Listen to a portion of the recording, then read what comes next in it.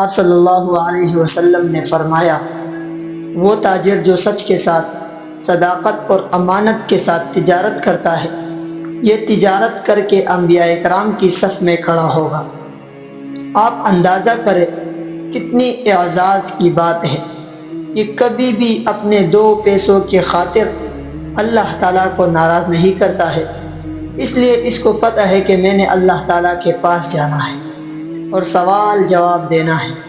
اب جب کہ نماز سے اس کی آخرت بن رہی ہے، اسی طرح تجارت سے بھی اس کی آخرت بن رہی ہے۔ جب نماز صحیح طریقے سے ادا کرتا ہے، رکوع، سجدہ وغیرہ صحیح طریقے سے ادا کرتا ہے، اسی طرح نماز سے پہلے وضو اچھے طریقے سے کرتا ہے، اب جا کر اس کو اس نماز کا اعلیٰ درجہ ملے گا۔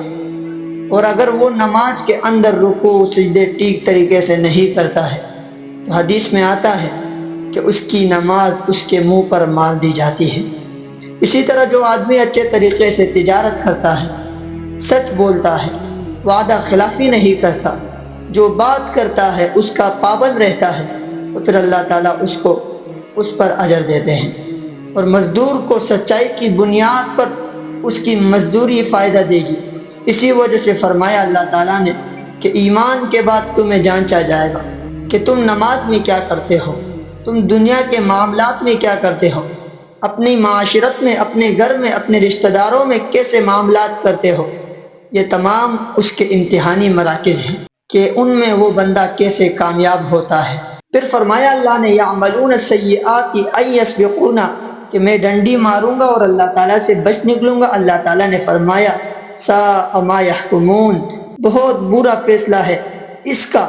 انسان یہ سمجھتا ہے کہ وہ اللہ تعالیٰ کو دھوکہ دے گا۔ اللہ تعالیٰ کو کون دھوکہ دے سکتا ہے؟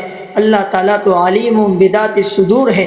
ومن جاہد فانما یجاہد لنفسہ، اور جو آدمی کوشش کرتا ہے، جو بھاگ دوڑ کرتا ہے، جو آدمی اپنی عملی زندگی بناتا ہے، وہ اپنی ذات کے لیے کرتا ہے۔ ان اللہ لغنی عن العالمین، بے شک میں تو بے نیاز ہوں، میں تو کسی کا محتاج نہیں ہوں۔ بیٹے سے والدین کہتے ہیں کہ دیکھو بیٹا، پڑھو، محنت کرو تو مستقبل میں فائدہ کس کو ہوگا؟ اسی بچے کو ہوگا۔ استاد شاگرد سے کہتا ہے پڑھو، باتیں نہ کرو، وقت ضائع نہ کرو، تو فائدہ کس کو ہوگا؟ اس طالب علم کو ہوگا۔ اسی طرح اللہ تعالیٰ جو ہمیں فرماتے ہیں تو اس کا فائدہ ہمیں ہوگا۔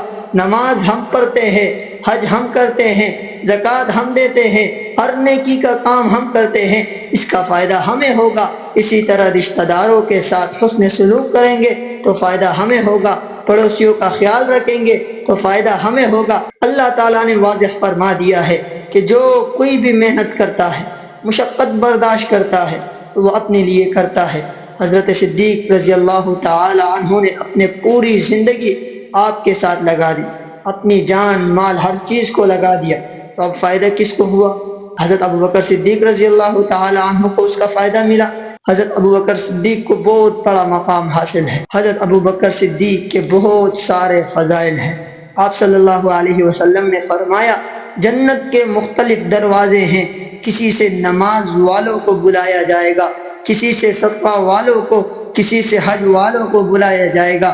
حضرت ابوبکر صدیق رضی اللہ تعالی عنہ نے فرمایا کہ کوئی ایسا شخص بھی ہوگا جس کو جنت کا ہر دروازہ بلائے گا، کیا آؤ مجھ سے داخل ہو جاؤ؟ آپ نے فرمایا کہ ہاں اے ابوبکر صدیق، تو انہی میں سے ہے کہ جنت کا ہر دروازہ کہے گا کہ ابوبکر رضی اللہ تعالی عنہ ادھر سے آؤ۔ حضرت ابوبکر صدیق رضی اللہ تعالی عنہ کا اتنا مرتبہ کیسے بنا؟ نبی علیہ السلام کے اعتبار سے بنا، اس بات سے نہیں بنا کہ وہ عرب تھے۔ حضرت عمر فاروق رضی اللہ تعالی عنہ کا اتنا مرتبہ کیسے بنا؟ فاروق اعظم خود فرماتے ہیں کہ میرے والد فرماتے تھے عمر تیرا کیا ہوگا، تجھے تو بکریاں چرانے بھی نہیں آتی ہے، تو دنیا میں کیسے زندگی گزارے گا؟ اور کہتے ہیں کہ آج میں مسلمانوں کا امیر المؤمنین ہوں، یہ آپ صلی اللہ علیہ وسلم کی اتباع کی برکت ہے۔ ہر صحابی کی حالت اٹھا کر پڑھیے تو آپ کو پتہ چلے گا کہ صحابہ اکرام نے کتنی محنت مشقت برداشت کی ہے۔